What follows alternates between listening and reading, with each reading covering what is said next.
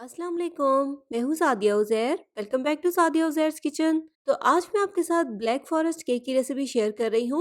Same वही test और वही फ्लेवर आपको मिलेगा जो कि बेकरी के ब्लैक फॉरेस्ट केक का होता है। बस रेसिपी को आप कंप्लीट फॉलो कीजिएगा। चलिए स्टार्ट करेंगे। बिस्मिल्लाहिर्रहमानिर्रहीम। तो सबसे पहले हम बेकरी स्टाइल स्पंज केक तैयार करेंगे जो कि इस केक के लिए बहुत इंपॉर्टेंट है। तो यहाँ पर मैंने 100 ग्राम मैदा लिया है जिसको मैंने मेजरमेंट वाले एक कप में लिया है ताकि आपको कप की मेजरमेंट का अंदाजा हो सके। लेकिन अगर आप इसको किचन स्केल से या वेट मशीन से मेजर करेंगे तो ज़्यादा बेस्ट है। और साथ ही इसमें शामिल कर देंगे 20 ग्राम कोको पाउडर जो कि तकरीबन 1/4 कप है, 1/4 टीस्पून सॉल्ट, और इन तीनों चीज़ों को अच्छे से छान लेंगे।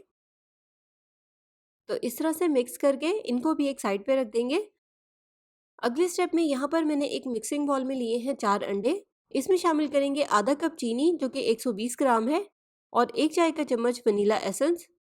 तो अब इस स्पंज केक का एक बहुत ही इंपॉर्टेंट स्टेप है, इसको हमें कम से कम 10 से 12 मिनट तक इलेक्ट्रिक बीटर से बीट करना है, क्योंकि इस स्पंज केक में baking powder, baking soda, oil, butter, ghee वगैरह कुछ भी ऐड नहीं होता। बस इसको जो बनाने का मेथड है सेम मेथड को फॉलो करें, आपका स्पंज केक बहुत अच्छा बनेगा। तो 10 से 12 मिनट तक बीट करने के बाद अंडों का टेक्सचर कुछ इस तरह का हो जाएगा। बस अब इलेक्ट्रिक बीटर को हटा देंगे और बाकी की मिक्सिंग के लिए हम इस तरह के हैंड विस्क का इस्तेमाल करेंगे। तो नेक्स्ट जो हमने मैदे में कोको पाउडर और नमक शामिल करके रखा था उसको मैंने दोबारा से स्ट्रेनर में डाल दिया है ताकि एक बार इसको और छान लें। इससे केक का रिजल्ट ज़्यादा अच्छा आएगा। बस यहाँ पर आपको एक बात का और ख्याल रखना है कि सारा मैदा इसमें एक साथ ऐड नहीं करना। 3 से 4 पोर्शंस में डिवाइड करके इनको अंडों में मिक्स करेंगे और इस तरह से विस्क की मदद से बहुत ही जेंटली फोल्ड करेंगे। ये देखिए, इस तरह से बहुत हल्के हाथ से इसको फोल्ड करते हुए मिक्स करना है ताकि अंडों का वॉल्यूम डिस्टर्ब ना हो। तो मैदा और कोको पाउडर यहाँ पर अंडों में बहुत अच्छे से मिक्स हो गया है और केक बैटर हमारा बिल्कुल रेडी है। अब इस बैटर को डाल देंगे बेकिंग पैन में। यहाँ पर मैंने 7 इंच के राउंड केक पैन को ऑयल से ग्रीस करके इसमें बटर पेपर लगा लिया था। बैटर डालने के बाद पैन को इस तरह से टैप करेंगे ताकि इसमें अगर बड़े बड़े एयर बबल्स हों तो वो निकल जाएं। तो अब इसे हम पतीले में भी बेक कर सकते हैं और अवन में भी। यहाँ पर मैं इसको अवन में बेक कर रही हूँ। प्रीहीटेड अवन में 160 सेल्सियस पर इसको हम तकरीबन 35 से 40 मिनट तक बेक करेंगे। तो अब बेक करने के बाद यहाँ पर मैंने इसको रूम टेम्परेचर पर ठंडा कर लिया है। तो अब इसकी इस तरह से स्लाइसिस में कटिंग कर लेंगे। तो ये देखिए हमारा केक कितना अच्छा और कितना सॉफ्ट बेक हुआ है। यहाँ पर मैंने इसको 4 स्लाइसेस में काट लिया है, आप 3 में भी इसकी कटिंग कर सकते हैं। तो अब क्रीम लगाने से पहले इसको फ्रिज में रखकर अच्छे से ठंडा करेंगे ताकि जब हम इस पर क्रीम लगाएं तो वो मेल्ट ना हो। अब नेक्स्ट फ्रॉस्टिंग पर लगाने के लिए चॉकलेट शेविंग्स तैयार करेंगे। यहाँ पर मेरे पास मिल्क चॉकलेट है जो कि रूम टेम्परेचर पर है। आप डार्क चॉकलेट का इस्तेमाल भी कर सकते हैं। इस तरह से बहुत ही इजीली नाइफ की मदद से इसकी कटिंग करते हुए जितनी चाहें आप चॉकलेट शेविंग तैयार कर लें।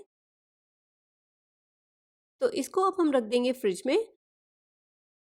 और नेक्स्ट यहाँ पर मैंने फ्रॉस्टिंग तैयार करने के लिए एक बॉल में ली है ठंडी व्हिपिंग क्रीम जो कि 3 कप है। इसमें शामिल करेंगे 3/4 कप आइसिंग शुगर, अपने टेस्ट के मुताबिक कम ज़्यादा कर सकते हैं, और 1 चाय का चम्मच वनीला एसेंस।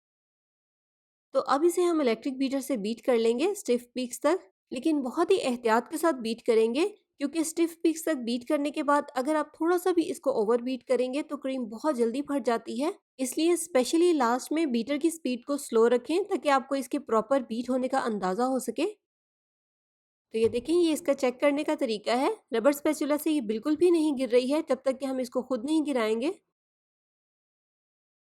अब यहाँ पर मैंने टिन वाली चेरीज़ ली हैं, फ्रेश हो तो आप उसका इस्तेमाल भी कर सकते हैं। कुछ चेरीज़ को मैंने चॉप कर लिया है, कुछ साबित है। और इसके अलावा इसमें जो सिरप होता है स्पंज पर लगाने के लिए हम इस सिरप का इस्तेमाल करेंगे। तो अब केक पर फ्रॉस्टिंग लगाएंगे। इस तरह से थोड़ी सी क्रीम लगाकर इस पर स्पंज रखेंगे ताकि फ्रॉस्टिंग लगाते वक्त स्पंज अपनी जगह से हिले नहीं।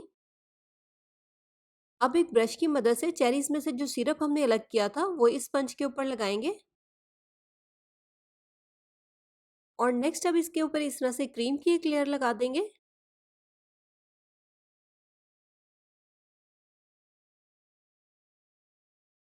क्रीम लगाने के बाद इसके ऊपर बारीक चॉप की हुई चेरीज़ लगाएंगे।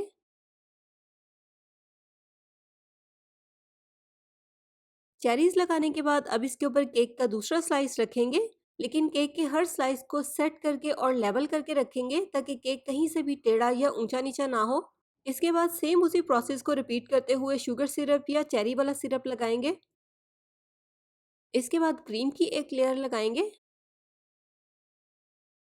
अब इसके ऊपर चॉप की हुई चेरीज रखेंगे और फिर लेवल करके केक का अगला स्लाइस इसके ऊपर रख देंगे।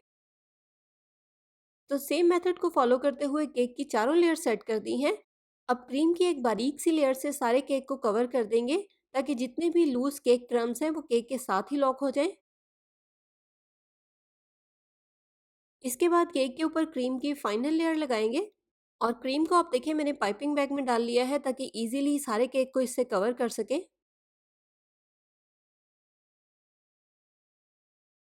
क्रीम को ऊपर से लेवल करने के बाद सेम इसी तरह से साइडों से भी केक को क्रीम से कवर कर देंगे। क्रीम लगाने के बाद इस तरह से एक स्क्रैपर या पैलेट नाइफ की मदद से क्रीम को साइडों से भी स्मूथ कर देंगे। केक पर क्रीम लगाने का या फ्रॉस्टिंग करने का जो मेथड है वो प्रैक्टिस से ही आता है। 2-4 बार अगर आप प्रैक्टिस करेंगे तो बहुत इजीली आप फ्रॉस्टिंग लगाना सीख जाएंगे। तो इस तरह से साइडों से स्मूथ करने के बाद एक बार दोबारा से ऊपर से किनारों से इसको स्मूथ कर लेंगे।